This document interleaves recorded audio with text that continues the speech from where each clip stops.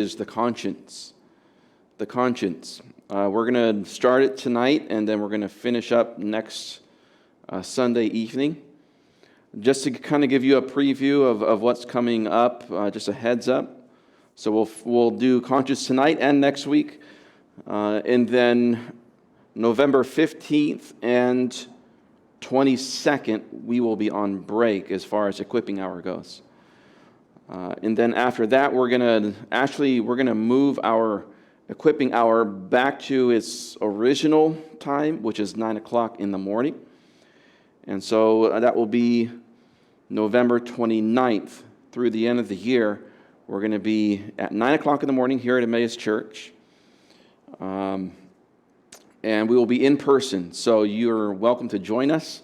Hope to see you there just before our normal Sunday service, which is at 10 o'clock. So 9 o'clock equipping hour, 10 o'clock Sunday service, all in person. You're welcome to join us, please. And we will be looking at the topic of finances when we start back up late November. We'll be looking at finances together. We're going to get into, as I mentioned before, I like to go between a heavy doctrine kind of a topic like anthropology, and then something that's very like intrinsically practical like finances or marriage or something like that. So we've been doing this heady stuff, and I hope it's been helpful to you, just even practically. But a lot of this, I understand, is instruction and just giving you the framework with which to handle life and to view the world.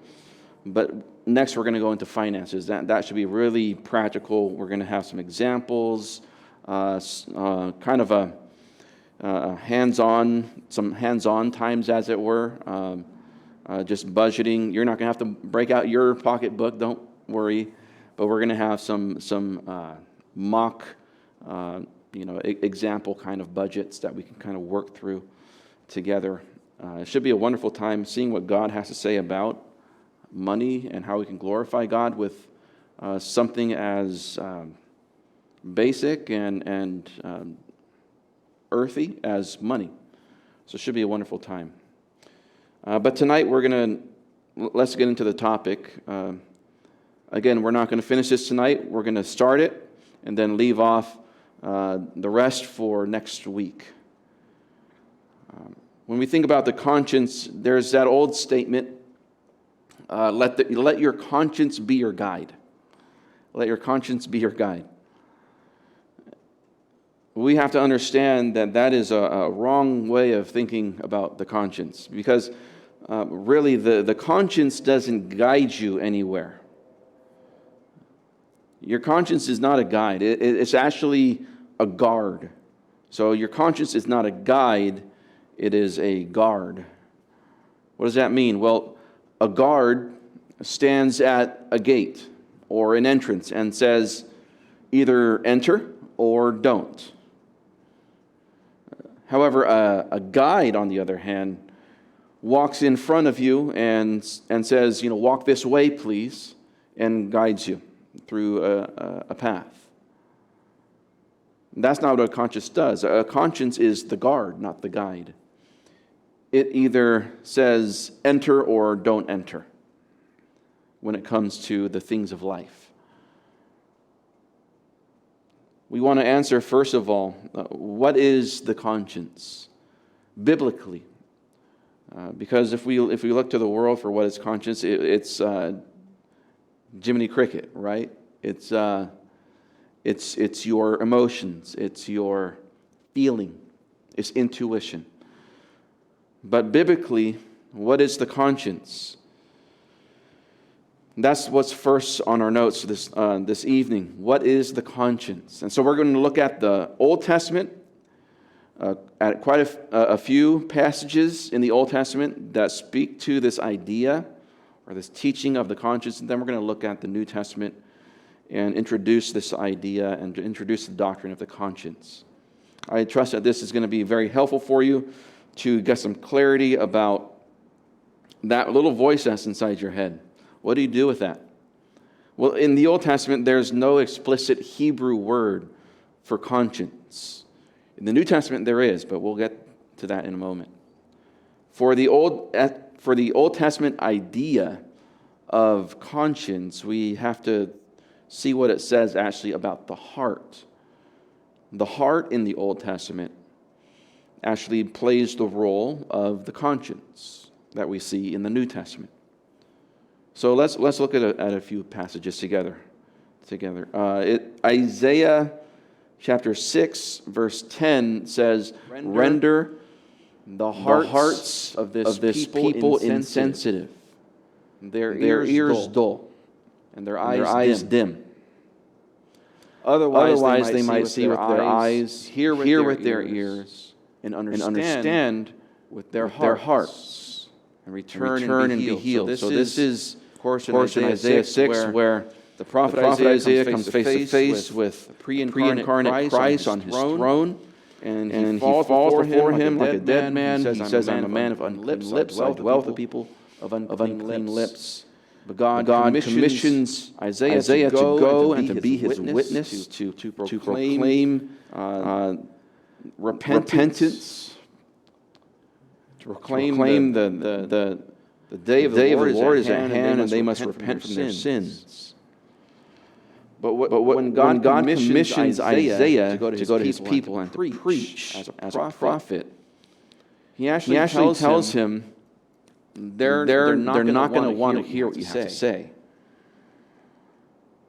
And in his preaching, he says here, what you're going to do, you're actually not going to soften their hearts. You're preaching, the result of your preaching will not be to soften the hearts of the people, but actually to render the hearts of the people insensitive. They'll have dull ears and dim eyes as a result of his teaching and preaching. So God is warning Isaiah, they're not going to like what you have to say, but that's okay. That's part of the plan. They're going to become callous to me. Really, it's not against you. It's against me. But notice how God speaks about his people. He says that the hearts of the people will become insensitive. Their ears will become dull or heavy. Or the idea is actually obese, overweight. That is, it is lazy. So they won't want to hear. They won't extend themselves and spend energy to actually engage their mind and their ears to listen to you. They're just going to be too lazy to even consider what you have to say. Their eyes will be dim as well. That means that they will not perceive the glory of the truth that you are going to show them through your preaching. Notice we see the result, or the reason why Isaiah is being sent to make their hearts insensitive, their ears dull, and their eyes dim. It is otherwise they might see with their eyes and hear with their ears. And those make sense, right? We see with our eyes, we hear with our ears. Of course, he's speaking spiritual truths. So with the eyes of their heart, God doesn't intend for them to actually see and to repent. He doesn't intend for them to hear, to truly hear what Isaiah has to say. So otherwise they might see with their eyes, hear with their ears. Those line up, see with eyes, hear with ears. But notice this, understand with what? Not their minds, but their hearts. This is how the Old Testament speaks of the heart. It is our faculty of reason.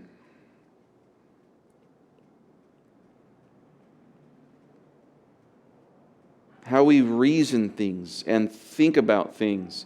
The Old Testament says you actually do that with your heart. With your heart.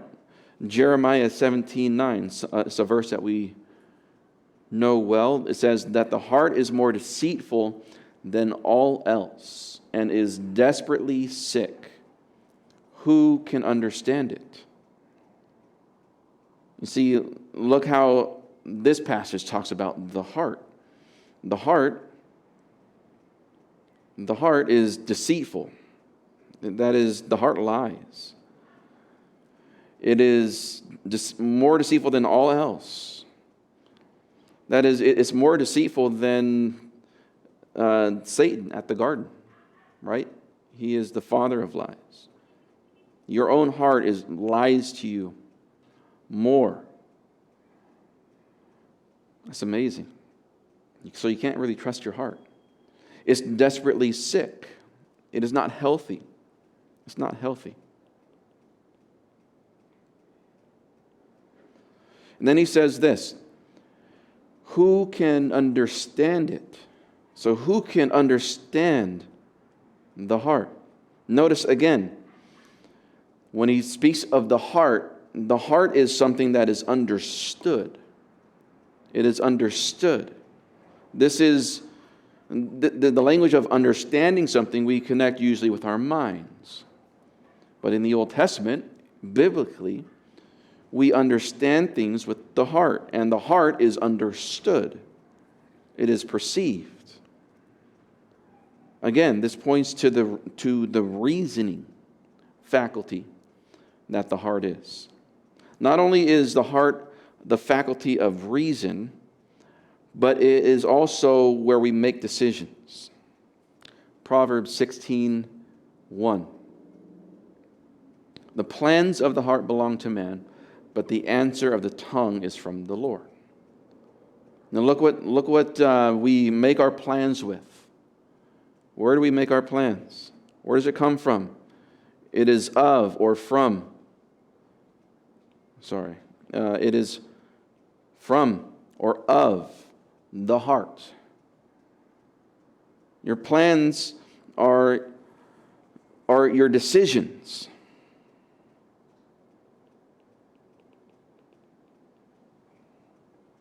Right? It is how you make choices.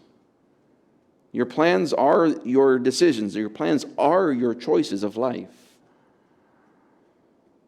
You're choosing to go here or go there tomorrow, or to have this meal or have that meal, or to have that career or this career, or to do this or that with your money or with your time, go to this or that school. Whatever the plan is, you are making a conscious decision. And according to the Word of God, you actually make that decision from the heart. From the heart. And the plans of the heart belong to man. This is common and true of every single man and woman and boy and girl. When you make a plan, when you make a choice, a decision, it comes from your heart. A little farther down in Proverbs 16, verse 9, it says that the mind of man plans his way, but the Lord directs his steps. Now, this sounds a little bit more like how we would talk today, right? The mind of man makes the plan. So which is it? Is it the heart that makes a plan, or is it the mind? Well, actually, in Hebrew, this is the same word that is in Proverbs 16:1 that we just saw. So this word in 16:1 for the heart, lev, is the same word used in verse 9, just a little farther down in Proverbs 16. It is literally the heart. So again, there's no conflict. It's the same thing. The Hebrew word is the same. The heart of man plans his way. So your heart is where you make decisions. Your heart is is where you will things. It's your will. This is what I will do. This is what I choose to do. I am volitionally choosing this. That is will. So your will is found in the heart. Your reasoning faculty is in the heart biblically. Your decision making happens in the heart. Now, all of these things, or both of these things, the reason, decision making, or the will, we see these two things coming together in 1 Samuel 24. 1 Samuel 24. And I'm going to turn there. If you want to turn there with me, I'm going to actually read the whole passage, and then we'll zero in on verse 5. So 1 Samuel chapter 24.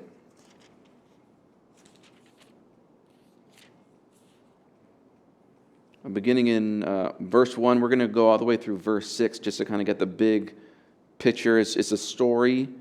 It's a historical story, right? Not just a tale. But it is a historical account that we are all very familiar with, I think.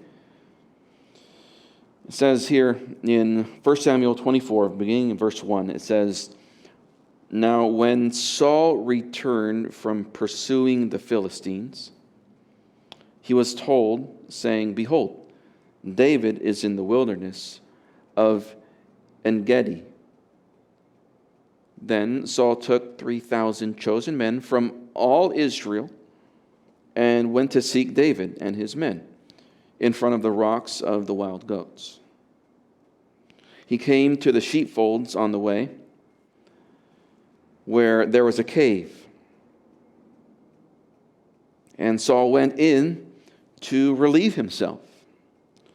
Now, David and his men were sitting in the inner recesses of the cave, that same cave." Verse 4, "The men of David said to him, 'Behold, this is the day which the Lord said to you, Behold, I am about to give your enemy into your hand, and you shall do to him as it seems good to you.' And David arose, and he cut off the edge of Saul's robe secretly. And it came about afterward that David's conscience bothered him, because he had cut off the edge of Saul's robe. So he said to his men, 'Far be it from me, because of the Lord, that I should do this thing against my Lord, the Lord's anointed, to stretch out my hand against him, since he is the Lord's anointed.'" Really neat story here that the Lord gives us. Of course, we understand that David and Saul were, you could say, rivals at this point. David was anointed by Samuel to become king, but the problem was that Saul was still king. And so Saul saw David as a threat, and he chased him out of his kingdom. And he would, from time to time, he would, in between battles with other nations, he would spend time pursuing David, trying to kill him, because he's a threat to his throne, to his reign as king. And so we see that this is one of those times, one of those stories where Saul hears that David is over there, and so he says, "Okay, let's go get him. I don't need any kind of rivals. I don't need any kind of threats to my rule as king. Let's go kill him so that I can stay king longer." And so he goes, he pursues David, but he makes a pit stop on the way to where he thinks David is. He makes a pit stop, and he goes into the cave to relieve himself, to just use the restroom. He doesn't think anything of it. His guard is down, right? He isn't on guard again because he thinks David is farther away, and he's in pursuit of him. So he's not ready for battle, you see. So he goes into the cave, relieves himself, and David is there, and he's being coaxed and encouraged by his men, his people. See, God is laying you right. He's just giving you your enemy. Kill him. Do it now. God's given you this opportunity. Obviously, it's from God. Take this opportunity and slay your rival, and you can take your rightful seat on the throne as king. And you can finally be King David. And so David listens to them, but not fully. He goes, and for whatever reason, we're not told, but for whatever reason, he doesn't go through with a full act of killing Saul. Rather, he goes and he cuts off the edge of Saul's robe secretly. So he got so close to Saul, and he was so stealthy that he could cut off a piece of his robe, and Saul didn't even know. So he could have really killed this guy. Maybe it was to prove a point. Maybe it was to show Saul, you need to watch your back. Maybe it was to gain his respect. We don't know. But for whatever reason, he doesn't go through with it, and he cuts off the edge of his robe only. But even this doesn't sit well with David. Here in verse 5, it came about afterward that David's conscience bothered him because he had cut off the edge of Saul's robe. You see, David's heart bothered him. His conscience bothered him. Why? Well, because he had done this thing. He had offended the king. He says in the next verse, far be it from me because of the Lord that I should do this thing against my Lord. So he still respected Saul as his king. He still saw Saul, though Saul wanted to kill him, he still saw him as his king, as his Lord. And he understood as Lord, as king, Saul was anointed by God for that role of king. And so it didn't sit well with him that he would do this thing to ridicule and to boast over Saul. It was not respectful to his king, the Lord's anointed.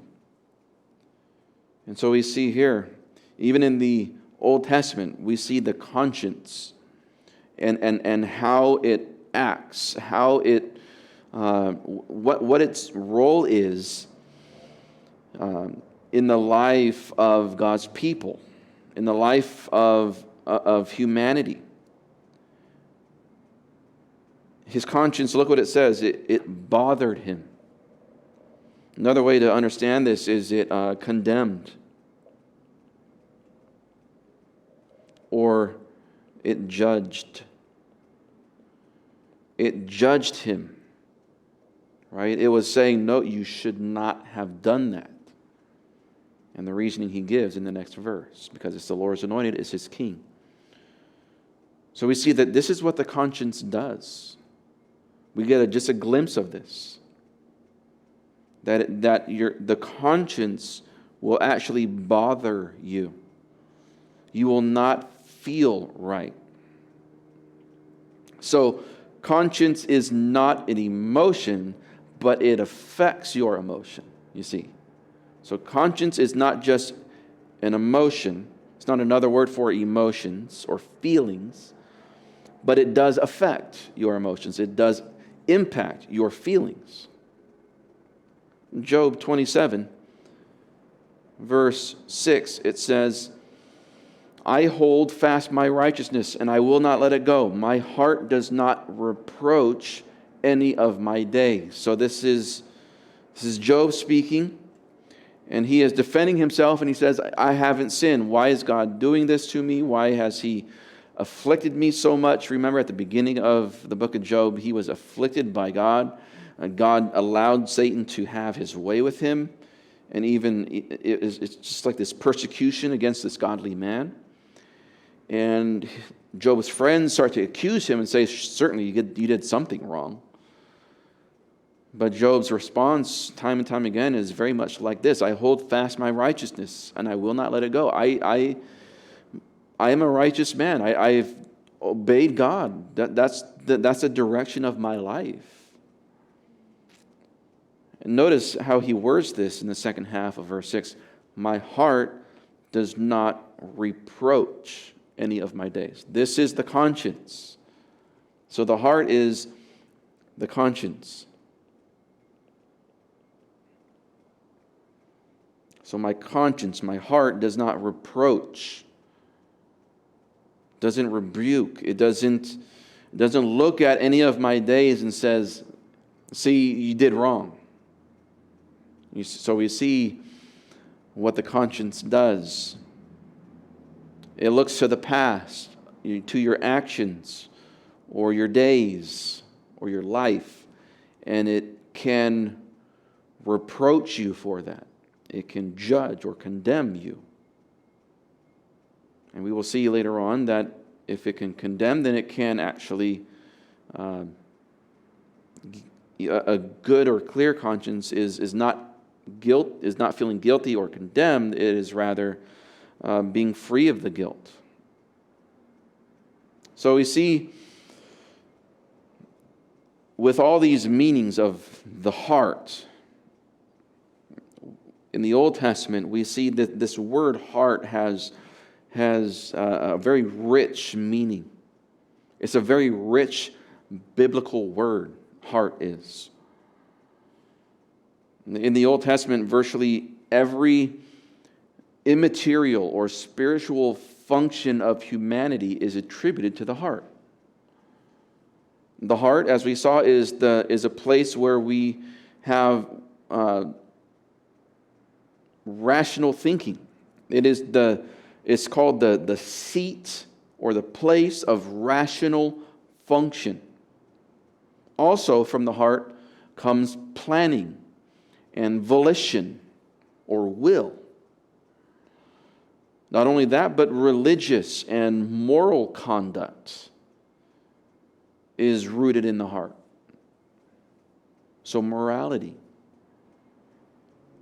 And primarily, the heart is the organ, you could say, which wills or decides, it thinks, it knows, and it judges.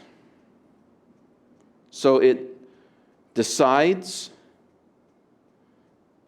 it thinks, it knows, and it judges. That's what the heart does in the Old Testament. And this idea of heart, this biblical teaching of heart, is what the New Testament bases its teaching and its use of heart as well. There is more nuance and there is more specificity in the difference between the heart and the mind in the New Testament.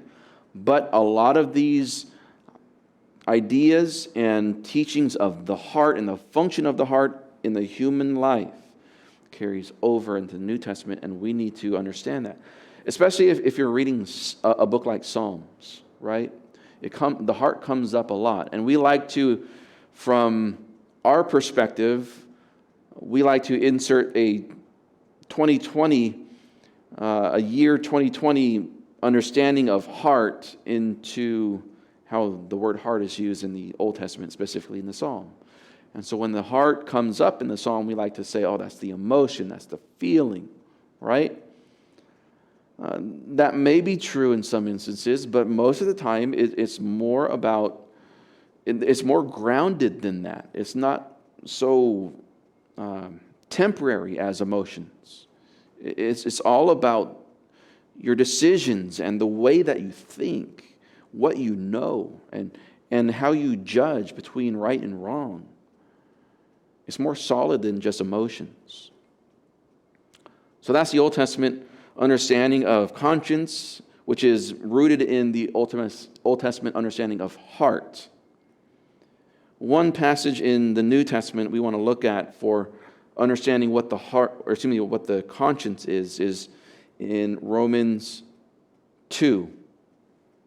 Romans 2.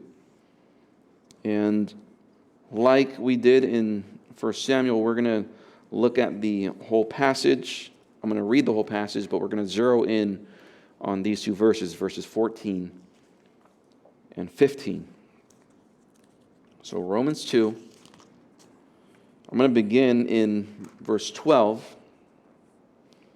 And we're going to go through verse 16. So Romans 2, 12 to 16 says, "For all who have sinned without the law will also perish without the law. And all who have sinned under the law will be judged by the law. For it is not the hearers of the law who are just before God, but the doers of the law will be justified. For when Gentiles who do not have the law do instinctively the things of the law, these, though not having the law, are a law to themselves, in that they show the work of the law written on their hearts, their conscience bearing witness, and their thoughts alternately accusing or else defending them.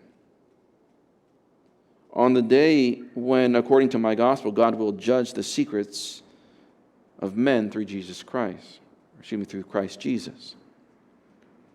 So we see here what Paul is getting at. He is saying that the big picture of what he's trying to get across in this passage is whether you grew up knowing the Bible or you grew up not ever reading one letter of the Bible, you are still accountable to God. Because either you have the law written on pages or you have the law written on your heart. And God's law is everywhere. His standard is everywhere, and all mankind is accountable to God, to obey God, to turn to God, and to obey Him in reverence. That's the big picture of what he's trying to get across. Now, specifically, for our purposes tonight, he's making this point by zeroing in on this reality that when a Gentile, he says in verse 14, when a Gentile, this is what he's talking about here. So he's already dealt with Jews, but now he's dealing with Gentiles. So when the Gentiles who do not have the law, that is the Old Testament, the Torah, when they do instinctively the things of the law. So when they say, so he's saying when the Gentiles obey God's law by saying, don't kill one another, right? Or when they are afraid to murder their fellow man, even though they've never had the 10 Commandments. Because they do that, because they understand that that's wrong, they actually prove that they actually have the law written on their hearts. See, why do cultures around the world forbid murder or adultery or stealing? Why? Because the law of God is written on their hearts, so nobody is without excuse. That's what he's pointing to. So they're showing the work of the law is written on their hearts. And he says, let me prove it. Let me prove it. He proves it by pointing to their conscience. Their conscience. So the conscience bears witness. Remember, the conscience bears witness. And their thoughts, which is what informs the conscience. We'll get to that in a moment. So their thoughts, which inform their conscience, and with that informed conscience, that informed voice, as it were, that informed condemner or liberator, it bears witness. And what does it do? What does it do with these Gentiles who have no law of God, but yet they either steal or maybe they do steal, right? They don't steal or they do. What does the conscience do? It either accuses them or it defends them, right? That is, it accuses them when it says, you stole, right? That's the accusation, just using one sin as an example. So if somebody steals, even though they've never read the Ten Commandments, your conscience accuses you and says, you stole. That was wrong. Or it defends you, right? And it says, you didn't steal. Right? So you can be tempted to steal something nobody sees, but you don't, even though you've never read the Old Testament Ten Commandments, and you say, I shouldn't do that, that's just wrong, I don't know why, but my conscience is telling me I shouldn't do that, and so you abstain and you leave that situation, you didn't steal, your conscience bears witness to that action, and it defends you, and it says, you did what's right. You didn't steal. Good. So the conscience, it awakens awareness of the law that is written on the heart. It awakens awareness of the law written on the heart. So the conscience appears, it shows up as, it's like a court of appeal. Your conscience is like a court of appeal. Let me write that down for you.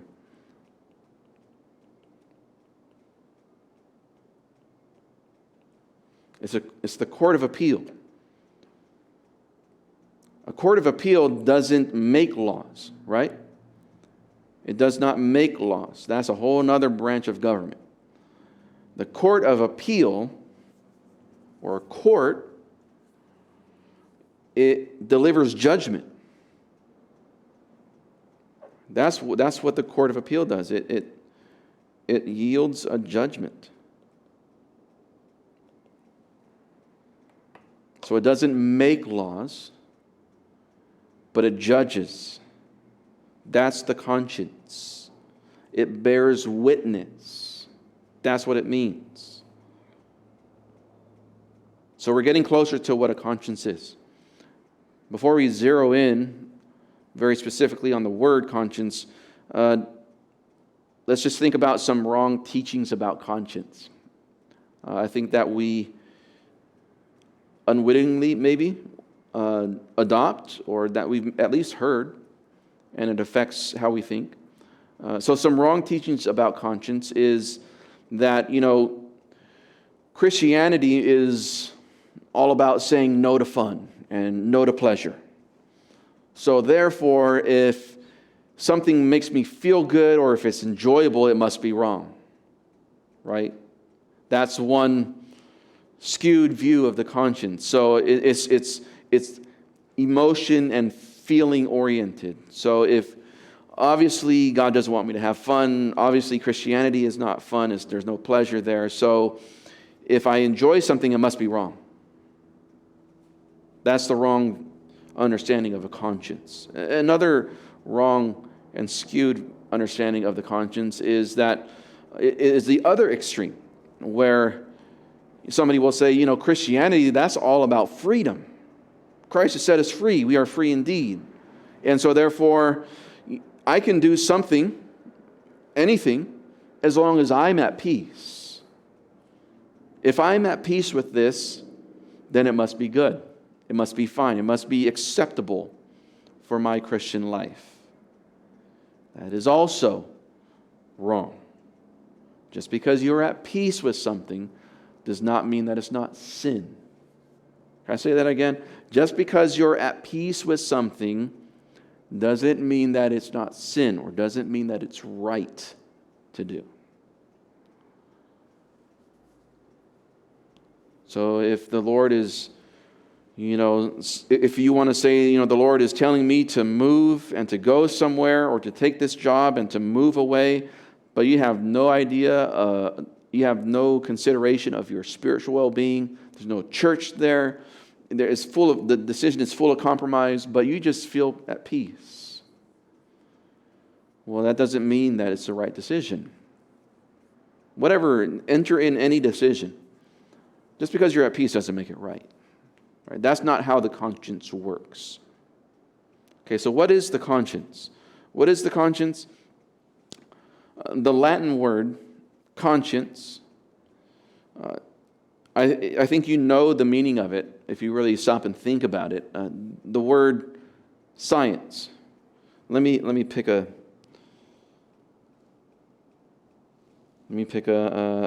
screen where I have some room to write. There we go. All right. So just ignore this for now. Okay. The Latin word conscience.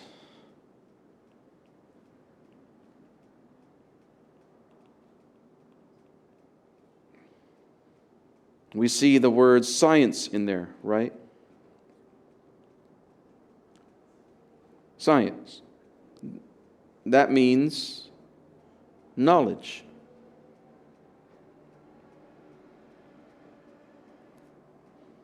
It's knowledge. So the conscience is a significant part of the meaning for your understanding of conscience is rooted in knowledge.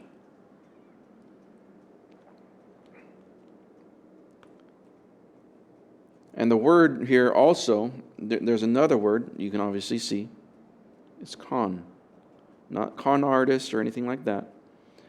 But con means with, right? If you know Spanish. With what little Spanish I know that means with, right? With like the handful of words that I know, I got that one.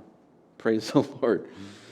But so it's this idea of with knowledge. What does that mean? That's you might be thinking that makes me even more confused about what conscience means.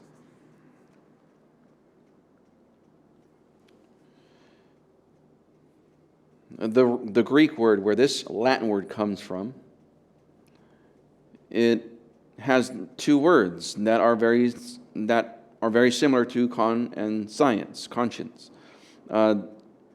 It's soon eidesis.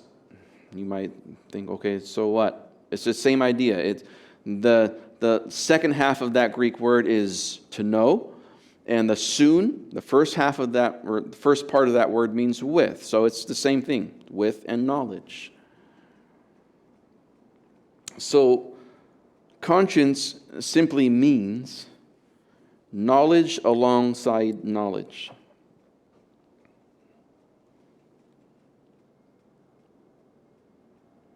Knowledge alongside knowledge. That's the with, okay? So knowledge with knowledge, or knowledge alongside knowledge. So since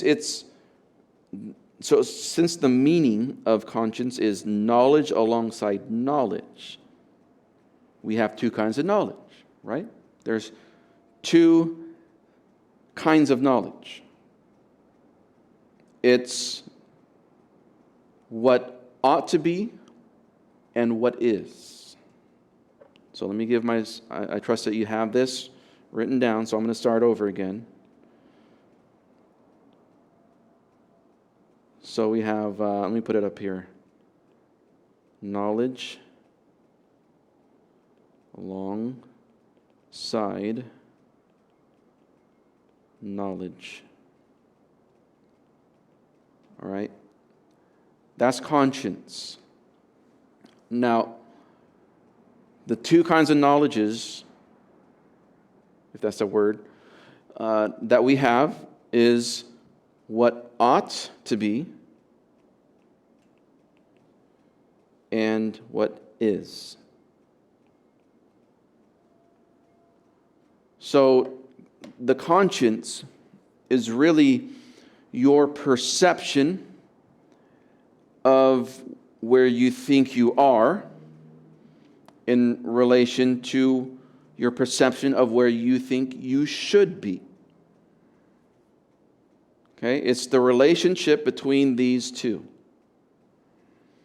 words, what is and what ought to be. This is so critical for you to understand, because we're going to build off of this fundamental definition. So I want you to really understand this. You have two kinds of knowledges, as it were, in your head, in your heart. You know what is. You know what you did, right? So if you stole something, you know that you did that. But if you know that God says, "Thou shalt not steal," that is what ought to be. So what is that I stole. But what ought to be, that other knowledge that I have, is I should not steal, because God says. You see? Those are the two knowledges that are alongside each other. First, what ought to be my position? And then second was, what is my position? What ought to be my action, and what is my action? What ought I to be like as a human being, and what I am like as a human being?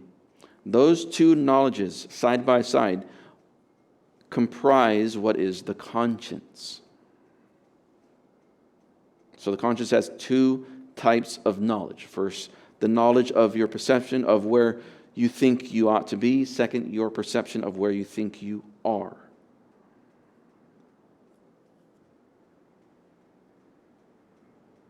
We don't have much longer, so I want to finish just this point. God has placed within man a conscience as a witness.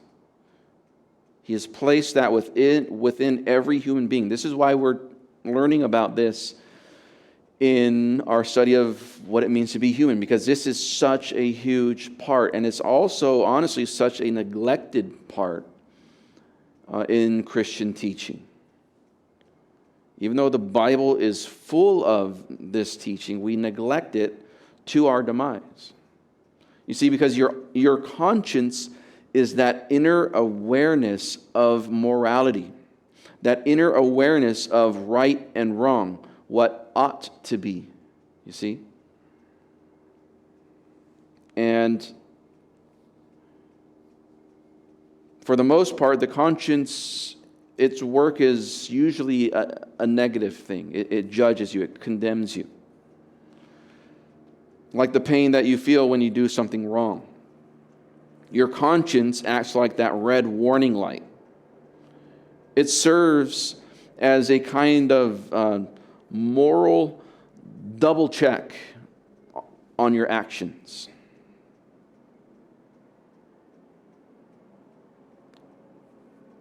Next week, we're going to look at what does the conscience do. So we've already kind of introduced what the conscience does, but more so we emphasize what the conscience is. It is knowledge alongside knowledge. It is what you think ought to be versus what is.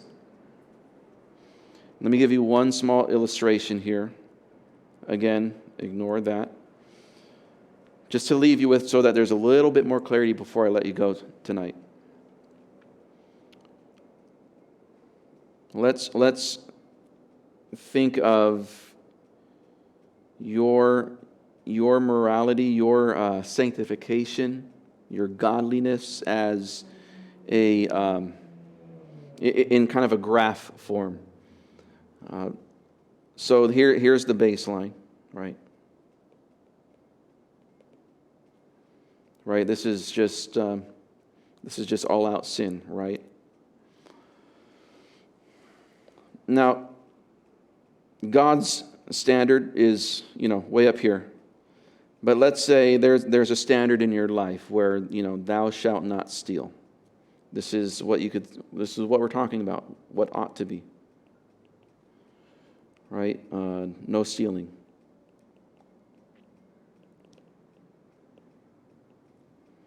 There's that standard. Now, maybe, sometimes you take an extra pen from work. Sometimes you take a longer break than you should, but you don't do, grand theft acts. You don't steal people's cars, things like that, right? So in your thinking, I don't steal like that, so I'm not too bad. So maybe you think, well, right here, that's where I am. This is what is. Well, I kind of don't steal, right? This gap, right? I'm not way down here. I'm not way down there. I don't just steal everything I see. But, if I'm honest, I do take things that aren't mine from time to time. So this gap between here and here, between what ought to be and what is, I ought to never steal, but if I'm honest, sometimes I do, but it's socially acceptable maybe. God's standard, we're as it were setting that aside, we're just dealing with your subjective conscience. This gap right here, the gap between what you think ought to be where you're at in regards to stealing and where you are, what is, that gap is what we call guilt. Does that make it clear? I hope that helps. So there are these two knowledges, what ought to be and what is, and if there's a gap between the two, that is guilt. So the greater the gap, you see, the greater the gap, the greater the guilt. And that is what the conscience is. That's what the conscience does. It says you ought to be here, but you're actually down here. You should not feel right about that, and I'm going to scream at you until you get that gap to be closer. I'm going to continually condemn you and judge you and say, that's not right, that's not right, that's not right, until you get that gap to be closer. What we're going to see next week is how does that look like in the life of the Christian, and not only this, how does a Christian have a healthy relationship with his conscience? Because if we're honest, the standard is way too high. What ought to be is way too high according to God's word. And where I am, what is way too low all the time. So how do I get free of guilt? Well, that gap, you could say, between what ought and what is, that is filled with the righteousness of Christ. We're going to see that next week. It should be a wonderful time. I look forward to joining you again next week. In the meantime, I trust that God would be with you and help you to think about these things and to not ignore your conscience this week, but to really pay attention to those feelings of guilt and use that to your advantage to stay away from sin this week, Christian. God be with you. God bless.